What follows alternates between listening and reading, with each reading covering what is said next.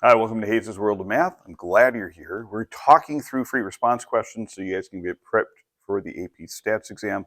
I have a link to this down below. It's the bit.ly/3week. It's like 3-week review, 3-week AP Stats review. You'll find all the worksheets there all set up just exactly in the same format that you'll see on the exam. And I want to go through some of the free response questions. There's also a link down there to all the answers, the questions, et cetera, et cetera. We're going to be talking right now in this video about the 2019 question number 1, which is again from CED1 about one variable statistics and stuff. And we're going to chat through some of the stuff. This is oftentimes one of the first questions that you guys will see on the exam. And as my students were saying this morning, it's really this easy. And yeah, it's very easy to get a 2 or 3 on it. Couple of things, if you focus in on it, you can easily get yourself a 4. So in this problem here, histogram of 20 students in a residence hall, how big their room was, and we come up with a histogram. And we're supposed to write a few sentences describing the distribution of the size. Now remember, whenever you're describing a distribution, we have this thing called SOCV, at least that's how we did it in my class. It stands for shape, outliers, center, and variability, okay? And those are the plus context. So those are the things that you need to do in your few sentences here to describe what's going on here, okay? So I want to I'll kind of outline stuff over here and then I'll show you what my final answer was. So as you remember, so for shape, it looks, most people will say that this is symmetric, okay? So we have it symmetric because it's kind of the same on both sides. Actually, we should say approximately symmetric. Remember, using adverbs there are good so that you're not locking yourself into it being totally symmetric. Now, the only thing here is we have this dip here. And we in my class talk about like draping a sheet over things like that, and you get this double bump here. They said, hey, it looks like a camel. Very true. This is called bimodal because we have 2 areas that happen the most. We have something that happens here between 15 and 200. We have something here that happens between 250 and 300. This rubric, if you don't use the phrase bimodal, you can't get a 4. Okay, so it's one of those things where you really do need to kind of lock in on some of those vocabulary things. Other things, let's go to outliers. There appears to be no outliers. So that's good because we don't have anything else way off by itself. Now for center, the only way that we can do this with 20 rooms is we can't necessarily figure out a mean, we can't figure out a median. So my median is going to be between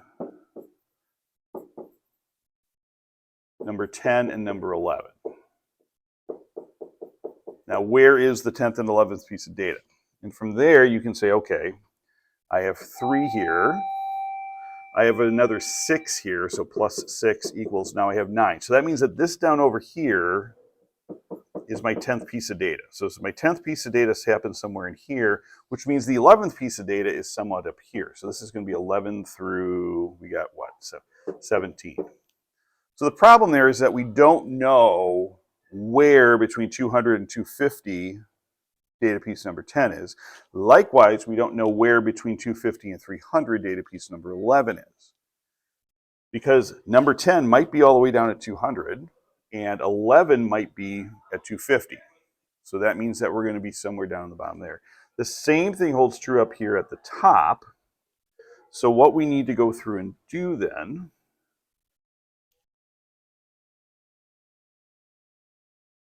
so that means that we really don't know where it falls. Now, you could get real fancy with it. They are just going to say, okay, it's going to be somewhere between 200 up to 300.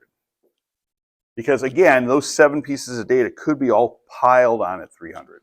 So it could be anywhere in there. So we have no idea exactly where that will fall. And then for variability, you need 2 different things. When you don't have exact data, we either need the ICQ, or interquartile, not ICQ, that's an old messaging app, sorry, IQR, or you need the range. Either is fine, okay? IQR would be a little bit more involved. Since range would be okay, I'm just going to go ahead and do that. Now, again, remember, you can't just list this out, primarily because they also say, hey, I need a few sentences here. So this is what we came up with. Pause as you need to. Distribution of the room size is roughly symmetric and bimodal. The median falls between the 200 and 300 square feet. The range of the data is 250 square feet. There are no outliers appear to be present. And that alone should be good enough to get you credit on this section here. Now, I'm skipping the second page over here. They give you some summary statistics. I'm going to go to the next page because that's where the question is. Over here, they ask you, okay, determine whether the potential outliers for the data and then use the following grid to sketch a box plot of the room size. I'm actually going to start with the box plot first, and then we'll worry about outliers. And the reason why I'm doing that is, again, it gives me a win. The data is all spelled out here, so why wouldn't I do something simple first? My minimum is at 134. Like in the first quartile is at 174. Median at 253 plus, so a little bit higher than that. 292, and then 315, so about there. Connect those. Now, you have two different options for outliers. There's either, and we talked about that in the 2001 video for CED1. You can either do two standard deviations above and below the median. Actually, that's me. Or the easier one, which people tend to do, is that I'm going to take quartile 1 minus 1.5 IQR.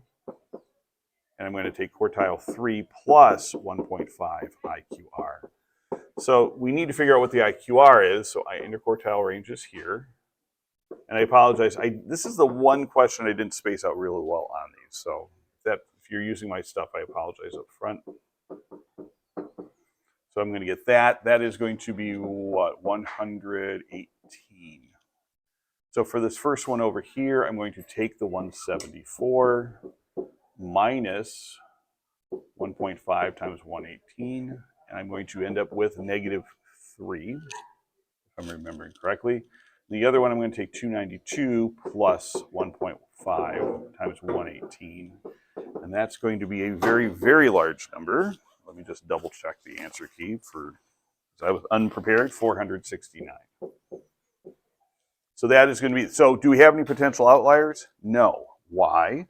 Because all of our data runs from 134 up to 315. It's within this range here. So what I end up saying, because again, context is important, not to mention clear communication, no potential outliers, because all data is inside the intervals between -3 and 469.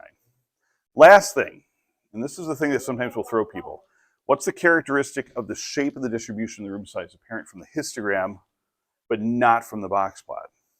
And sometimes it'll give you lots of room and all you really need is one sentence. So again, what is apparent here, but not here? And that's the bimodalness. And that's all you need to say for this, for the credit for this last part of this. The histogram shows the bimodal distribution when the box plot does not. And that's it. So there you go. If you had all of that, you just got yourself a 4 on your very first question out of the box. Thanks so much. I'll put some more videos up over here. Actually, I'll put the playlist for all the other CED videos over here, and I'll see you later. Thanks.